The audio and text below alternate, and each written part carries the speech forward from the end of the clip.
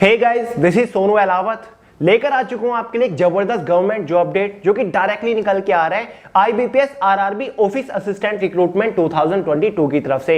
यानी कि friends, India में जो रीजनल रूरल बैंक्स हैं उनके अंदर आईबीपीएस के थ्रू ऑफिस असिस्टेंट या फिर मल्टीपर्पज की पोस्ट के ऊपर जबरदस्त वैकेंसी आ चुकी है। देखिए फ्रेंड्स, ऑल इंडिया की वैकेंसी है, मेल और फीमेल दोनों ही कैटेगरी कैंडिडेट के लिए एकदम जबरदस्त वैकेंसी रहेगी। ये पोस्ट हमारी ग्रुप बी की पोस्ट है। तो आगे इस वीडियो में आपको इस वैकेंसी के रिगार्डिंग कंप्लीट डिटेल्स प्रोवाइड करने वाला हूं। इसका डिटेल सिलेक्शन प्रोसीजर आपको समझाऊंगा। एलिजिबिलिटी क्राइटेरिया के बारे में बात करेंगे, एज लिमिट क्या मांगी हुई है, एजुकेशन क्वालिफिकेशन क्या रखी गई है, साथ ही एग्जाम पैटर्न के बारे में बात करेंगे। एग्जाम सिलेबस पीडीएफ फॉर्म में आपको प्रोवाइड करूंगा। सिलेक्शन होने के बाद इस पोस्ट के ऊपर आपको इनिशियल इन हैंड सैलरी क्या मिलने वाली है, एग्जाम सेंटर्स के बारे में बात करेंगे, जॉब लोकेशन आपकी क्या रहेगी, जॉब प्रोफाइल आपकी क्या रहने वाली है।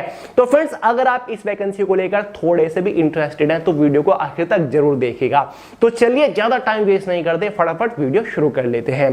बट फ्रेंड्स, उससे पहले आपको बता दूं, वे टू सक्सेस की जो 2 सबसे बेस्ट जनरल अवेयरनेस की बुक है ये अवेलेबल हो चुके हैं। बुक्स का लिंक डिस्क्रिप्शन बॉक्स में, फटाफट परचेज करके घर पर अवेलेबल करा के धुआंधार प्रिपरेशन शुरू कर दीजिए। फाइनली बात कर लेते हैं अपनी वैकेंसी के बारे में। देखिए फ्रेंड्स, वैसे तो आईबीपीएस के थ्रू वेरियस पोस्ट के ऊपर वैकेंसी निकली हुई है, जहां पर टोटल नंबर ऑफ वैकेंसी हमारी 8106 निकली हुई है, जिसमें एक तो हमारी ऑफिस असिस्टेंट की पोस्ट है, साथ ही officer scale first, officer scale second, officer scale third की भी पोस्ट है। लेकिन इन सभी पोस्ट में से जो सबसे बेस्ट पोस्ट है ना, वो ऑफिस असिस्टेंट की पोस्ट है, क्योंकि इसी पोस्ट के लिए सबसे ज्यादा वैकेंसी रखी हुई है। इस पोस्ट के लिए जो सिलेक्शन प्रोसीजर है वो काफी सिंपल है, काफी इजी है, काफी शॉर्ट सिलेक्शन प्रोसीजर है। कोई भी आपका इसमें इंटरव्यू नहीं होने वाला है इस पोस्ट के ऊपर। इस पोस्ट के ऊपर सैलरी भी आपकी काफी अच्छी खासी देखने को मिलेगी, इसलिए सबसे बेस्ट पोस्ट मैं मान रहा हूं, क्योंकि एजुकेशन क्वालिफिकेशन भी कोई खास ज्यादा नहीं मांगा हुआ है और एज लिमिट वगैरह भी काफी रीजनेबल इसके अंदर रखी हुई है। तो स्पेशली ज्यादा फोकस ऑफिस असिस्टेंट की पोस्ट के ऊपर ही करेंगे इस वीडियो के अंदर, ठीक है। तो टोटल नंबर ऑफ वैकेंसी तो सभी पोस्ट को मिलाकर 8106 निकली हुई है, लेकिन ऑफिस असिस्टेंट के लिए टोटल नंबर ऑफ वैकेंसी 4483 निकली हुई है। और फ्रेंड, जो इस पोस्ट के लिए टोटल नंबर ऑफ वैकेंसीज है ना, ये बैंक वाइज, स्टेट वाइज और कैटेगरी वाइज डिवाइड की हुई है। यानी कि जब आप ऑफिशियल नोटिफिकेशन के पेज नंबर 27 पर जाओगे ना, वहां पर आपको कंप्लीट डिटेल देखने को मिल जाएगी। इसके अंदर टोटल 43 ग्रामीण बैंक ने पार्टिसिपेट किया है, जो कि डिफरेंट स्टेट्स के अंदर है। और इस पोस्ट की सबसे अच्छी बात मुझे यही लगती है कि आप अपने मनपसंद की जॉब लोकेशन भी पहले से ही चुन सकते हैं। यानी कि जब आप इसका ऑनलाइन फॉर्म अप्लाई करोगे, आपके पास चॉइस रहते हैं कि आप किस स्टेट से फॉर्म अप्लाई करना चाहते हैं। यानी कि आप अदर स्टेट से भी फॉर्म अप्लाई करना चाहते हैं, और जहां से आप फॉर्म अप्लाई करोगे सिलेक्शन होने के बाद वहीं आपकी पोस्टिंग होगी, वही आपकी जॉब लोकेशन होगी।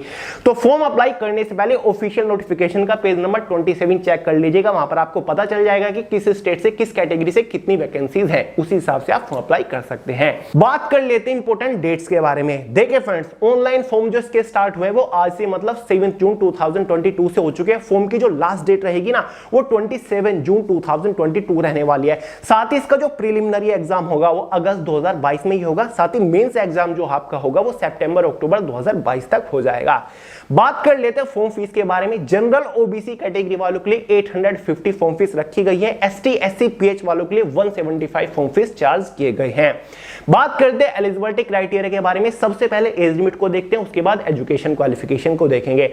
जनरल वालों के लिए जो मिनिमम एज लिमिट रखी गई है वो 18 ईयर है, मैक्सिमम एज लिमिट 28 ईयर रखी गई है। जो आपकी एज कैलकुलेट होगी वो 1 जून 2022 तक होगी। ओबीसी एसटी एससी वालों को अपनी एज में रिलैक्सेशन देखने को मिल जाएगा। ओबीसी वालों को 3 ईयर का मिलेगा, एसटी एससी वालों को एज में 5 ईयर का एज रिलैक्सेशन देखने को मिल जाएगा। फाइनली बात कर लेते हैं एजुकेशन क्वालिफिकेशन के बारे में। देखिए फ्रेंड्स, अगर आपने कोई भी बैचलर डिग्री पास की हुई है, मतलब आपने ग्रेजुएशन के नाम पर कुछ भी किया हुआ है, तो आप इस वैकेंसी के लिए एलिजिबल है, आप फॉर्म अप्लाई कर सकते हैं। अगर आप ग्रेजुएशन में केवल पास भी है तब भी आप इस वैकेंसी के लिए फॉर्म अप्लाई कर सकते हैं। तो बहुत ही बढ़िया पोस्ट है, बहुत ही रीजनेबल एलिजिबिलिटी क्राइटेरिया इस वैकेंसी के लिए रखा गया है। फाइनली बात करते हैं इसके सिलेक्शन प्रोसीजर के बारे में, यानी कि जब आप इस वैकेंसी के लिए फॉर्म अप्लाई कर दोगे तो फाइनल सिलेक्शन लेने तक आपको किस किस स्टेज से होकर गुजरना पड़ेगा। बेसिकली फ्रेंड्स, इस पोस्ट का कंप्लीट सिलेक्शन प्रोसीजर 3 ही मेजर स्टेजेस के ऊपर टिका हुआ है, जिसमें से स्टेज फर्स्ट में आपका प्रीलिमिनरी एग्जाम होगा जो कि अगस्त मंथ के अंदर हो सकता है। प्रीलिमिनरी एग्जाम में टोटल 80 क्वेश्चन होंगे, 80 मार्क्स का ही आपका प्री एग्जाम रहेगा। कंप्लीट डिटेल दूंगा, पहले वीडियो को देखते रहिए। उसके बाद सेकंड स्टेज में आपका मेंस एग्जामिनेशन होने वाला है जो कि आपका 200 मार्क्स का होगा, 200 क्वेश्चन होंगे। इसके बारे में भी डिटेल से आपको बताऊंगा। फाइनली थर्ड स्टेज में आपका एक डॉक्यूमेंट वेरिफिकेशन होगा, जिसके बाद फाइनल सिलेक्शन आपका हो जाएगा। तो डिटेल से समझिए कि सिलेक्शन किस बेसिस पर होगा, कट ऑफ किस बेसिस पर बनेगी।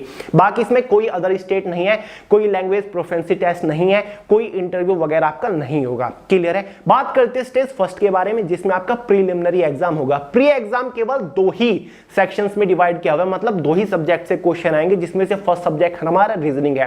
रीजनिंग से टोटल 40 क्वेश्चन आएंगे 40 मार्क्स के अंदर ही। दूसरा सेक्शन हमारा न्यूमेरिकल एबिलिटी है, इससे भी 40 क्वेश्चन आएंगे 40 मार्क्स के अंदर ही। इसी के बेसिस पर 80 क्वेश्चन हो जाते हैं। 80 मार्क्स का आपका प्री एग्जाम रहेगा। 45 मिनट आपको क्वेश्चन पेपर को सोल्व करने के लिए दिए जाएंगे। क्लियर है। एग्जाम में 1/4 की नेगेटिव मार्किंग भी रहने वाली है। अगर आप प्री एग्जाम को क्वालिफाई कर लेते हो, उसके बाद आपको बुलाया जाएगा इसकी मेंस एग्जाम के लिए, मतलब सेकंड स्टेज के लिए। सेकंड स्टेज टोटल 5 सेक्शंस में डिवाइड किया हुआ है, मतलब 5 डिफरेंट सब्जेक्ट से आपके एग्जाम में क्वेश्चन आने वाले हैं, जिसमें से फर्स्ट सब्जेक्ट हमारा रीजनिंग रहेगा, जिससे टोटल 40 क्वेश्चन आएंगे, लेकिन 50 मार्क्स के अंदर। समझ के चलिएगा। सेकंड सेक्शन है हमारा कंप्यूटर नॉलेज, जिससे 40 क्वेश्चन आएंगे 20 मार्क्स के अंदर ही, मतलब एक क्वेश्चन हाफ मार्क्स का होगा। थर्ड सेक्शन जनरल अवेयरनेस रहेगा, इससे 40 क्वेश्चन 40 मार्क्स के अंदर ही।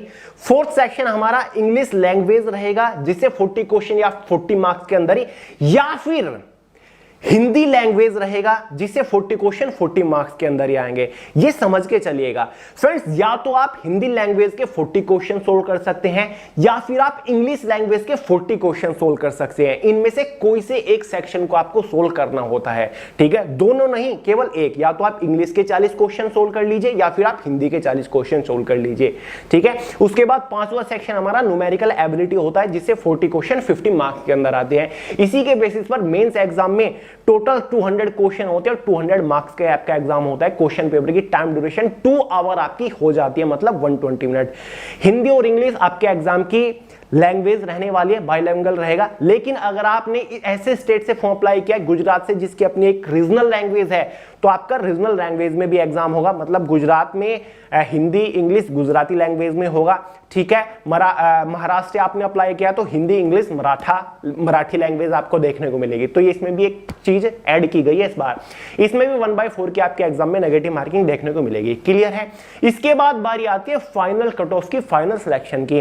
देखिए फ्रेंड्स, फाइनल कट ऑफ जो आपकी बनेगी ना, वो केवल मेंस एग्जाम के मार्क्स के बेसिस पर बनेगी। ठीक है। प्रीलिमिनरी एग्जाम के जो मार्क्स हैं वो फाइनल कट ऑफ को इफेक्ट नहीं करने वाले हैं। प्री एग्जाम के मार्क्स फाइनल कट ऑफ में नहीं ऐड होंगे। फाइनल कट ऑफ बनेगी मेंस एग्जाम के मार्क्स के बेसिस पर। मेंस एग्जाम 200 मार्क्स का था, तो 200 मार्क्स में से ही फाइनल कट ऑफ बनेगी, जो कि डिसाइड करेगी कि फाइनली आपका सिलेक्शन ऑफिस असिस्टेंट की पोस्ट के लिए हो रहा है या फिर नहीं।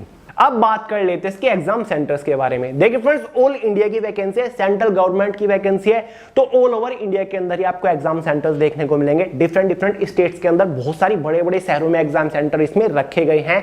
ऑफिशियल नोटिफिकेशन के पेज नंबर 37 पर एग्जाम सेंटर्स के बारे में डिटेल दे रखी है कि आप किस स्टेट से बिलोंग करते हो, उस स्टेट में कौन कौन से शहर में आपको एग्जाम सेंटर मिल सकते हैं। तो आपको अपने होम स्टेट में ही एग्जाम सेंटर मिल जाएगा, तो एग्जाम सेंटर की चिंता करने की जरूरत नहीं है। फाइनली बात कर लेते हैं सिलेक्शन होने के बाद इस पोस्ट के ऊपर आपको initial in hand exact salary क्या मिलने वाली है। देखिए फ्रेंड्स, सिलेक्शन होने के बाद आपकी इनिशियल इन हैंड सैलरी रहेगी 32,000 के आसपास with all and extra allowances. 32,000 के आसपास आपकी इनिशियल सैलरी रहेगी। हर साल सैलरी में आपको एक अच्छा खासा इंक्रीमेंट देखने को मिलेगा। जॉब करते रहोगे, टाइम बढ़ता चला जाएगा, सैलरी भी आपकी टाइम टू टाइम इंक्रीज होती चली जाएगी। बात करते हैं जॉब लोकेशन के बारे में। जैसे कि आपको स्टार्टिंग में बता चुका हूं, जॉब लोकेशन आपके ऊपर ही डिपेंड करती है। आपके पास चॉइस रहती है कि आप जहां चाहो अपनी पोस्टिंग लोकेशन ले सकते हो। जहां से आप फॉर्म अप्लाई करोगे, जिस स्टेट से आप फॉर्म अप्लाई करोगे, वही आपकी जॉब लोकेशन रहने वाली है। बात करते हैं जॉब प्रोफाइल के बारे में। सिलेक्शन होने के बाद इस पोस्ट के ऊपर आपको काम क्या करना पड़ेगा, तो ऑब्वियसली पोस्ट के नाम से ही समझ आ रहा है, ऑफिस असिस्टेंट, मतलब जो ऑफिस सेक्शन होता है जहां पर जो आपके बड़े ऑफिसर होते हैं, पीओ होते हैं, फिर क्लर्क होते हैं, उनको आपको असिस्ट करने का काम करना होता है। पोस्ट के सामने मल्टीपर्पज भी लिखा हुआ है, यानी कि एज अ मल्टीपर्पज, अलग अलग टाइप के काम आप ऑफिस सेक्शन के अंदर करोगे। जो बड़े बड़े ऑफिसर से एम्प्लॉय हैं उनको असिस्ट करने का आपका काम होता है, लेकिन जॉब हमेशा ऑफिस सेक्शन की रहेगी, आपको फील्ड ड्यूटी वगैरह नहीं करनी होती है। हमेशा ऑफिस सेक्शन के अंदर ज्यादातर computer related work, paper related work, file faxing related काम आपको करना होता है। तो चलिए दोस्तों, इस वीडियो में इतना ही था। अगर आपका कोई डाउट रह गया तो कमेंट करके पूछ लीजिएगा, वरना मैं आपको इंस्टाग्राम के ऊपर मिल जाऊंगा सोनू अहलावत के नाम से। वीडियो पसंद आए लाइक कर दीजिएगा, दोस्त का शेयर करिएगा, चैनल को सब्सक्राइब करना मत भूलिएगा। मिलते हैं अगली वीडियो में बहुत जल्द, तब तक के लिए जय हिंद।